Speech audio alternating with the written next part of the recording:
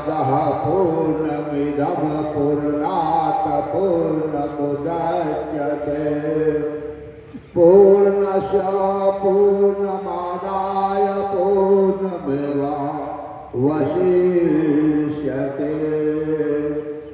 धन्य धन्य सतगुरु सुखद महिमा कहे न जाए। जो कुछ कहूँ तुम्हारी कृपा मोते कछु न बसाय। बोलिए प्रेम से श्री सद्गुरु महाराज की जय। परमराध श्री सद्गुरु महाराज कहते लोग पावन जुगल चरण कमलों में मेरा अनेकानेक सहिताम बंदगी दंडवत प्रणाम। सिद्ध पीठ कुप्पा घाट से आए हुए गुरु चरण सेवी पूज्यपाद स्वामी श्री प्रमोदानंद जी महाराज के श्री चरणों में कोटि सह नमन। पूज्यपाद स्वामी रघुनंदन बाबा के श्री चरणों में कोटि सह नमन। अंतर्राष्ट्रीय प्रवक्ता पूज्यपाद स्वामी श्री सत्यानंद जी महाराज के श्री चरणों में कोटि सह नमन। मंचासीन पूज्य बाबा सभाओं के श्री चरणों में कोटि सह नमन।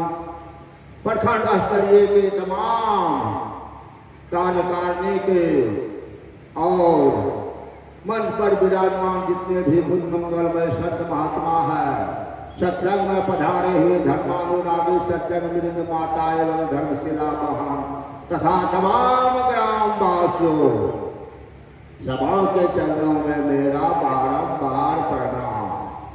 अभी हम लोग सत्संग से पाठ सुने, विषय बना है ईश्वर का स्वरूप। ईश्वर का स्वरूप कैसा है? कभी लोग तो कहते हैं इसके विषय में, इस आंख से हवा नहीं दिखलाएंगे, इस आंख से परमात्मा देखे हंसी आएगी।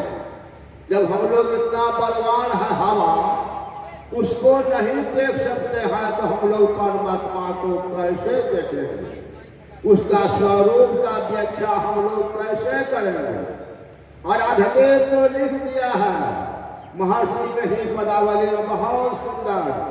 प्रत्येक परमाणु अणु लघु दीर्घ सार्वतानो प्रभु जी व्यापक जानो गगन रहा है। प्रभु वर्णन में आवे ना है। हम लोग प्रत्येक दिन इसका पाठ करते हैं। आकाश के सदृश कहा गया है, आकाश के सदृश वह परमात्मा है। गोस्वामी तुलसीदास जी महाराज लिखते हैं, अगुण सगुण दुई ब्रह्म स्वरूपा अकथ अनामय नामन रूपा। ब्रह्म के दो स्वरूप हैं, एक निर्गुण दूसरा सगुण। दोनों अकथनीय है, दोनों नाम रहित और रूप रहित है। उसको हम लोग कैसे देखेंगे? अग्नि का जैसे दो रूप है, एक अग्नि काष्ठ में छिपी हुई है, एक अग्नि को हम लोग प्रत्यक्ष देखते हैं। इसी तरह से परमात्मा का दो स्वरूप है।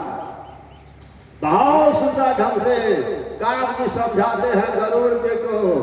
राम काम सत कोटि सुभगतन दुर्गा कोटि अमित अरिमर्दन शक्र कोटि सत सरिस विलासा नभ सत कोटि अमित अवकाशा मरुत कोटि विपुल बल रवि सत कोटि प्रकाश शशि सत कोटि सुशीतल समन सकल भवता। वह परमात्मा कैसा है? राम राम काम सत कोटि सुभगतन। करोड़ों कामदेव के समान वह सुंदर है। दुर्गा कोटि अमित अरिमर्दन।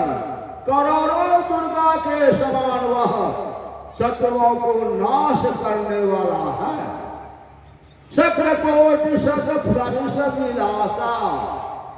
100 करोड़ इंद्र के समान वह भोग विलासी भी है। मरुत कोटि शत बहुगम विपुल बल। 100 करोड़ पवन के समान वह बलवान है।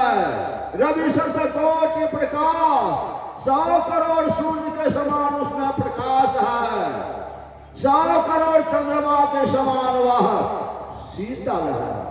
अंत में कह दिया है निरुपम न उपमा राम सम राम निगम कहे। राम का उपमा दूसरे से देना, परमात्मा का उपमा हम लोगों का यह निज बुद्धि होगी जो उसका उपमा हम लोग दे सकेंगे। जैसे करोड़ों जुगनू सूर्य का उपमा देना उसकी दीनता होती है, इसी तरह से वह परमात्मा राम है। फिर भी कहते हैं गोस्वामी तुलसीदास जी महाराज, प्रकृति पार प्रभु सबौरवासी, ब्रह्म निरीह विरज अविनाशी। वह परमात्मा के पास वो प्रकृति जो है इससे परे है, पृथ्वी जल अग्नि वायु आकाश से परे है। और फिर कहते हैं सबौरवासी, वह परमात्मा सबों के हृदय में है। यदि उस परमात्मा को प्राप्त करना है हम लोगों को, तो हम लोग गुरु से दीक्षा ग्रहण करें, उसके अनुसार जो ज्ञान देता है उसके अनुसार चलें, अवश्य ही परमात्मा की प्राप्ति होगी। जब देवताओं सब ने विचार किया था कि प्रभु कहाँ रहते हैं, तो कोई कहते थे क्षीर समुद्र में, कोई कहते थे स्वर्ग वैकुंठ में, लेकिन कहते हैं भोले बाबा ताहि समाज गिरिजा मैं रहे हूँ, अवसर पाए बचन मैं कहे हूँ। प्रभु व्यापक सर्वत्र समाना, प्रेम के प्रगट हो ही मैं जाना। यह परमात्मा न वैकुंठ में है न क्षीर समुद्र में है, वह कहाँ है? सर्वत्र है, सर्वत्र। उसे देखने के लिए आंख चाहिए, वह दिव्य दृष्टि कब होगी?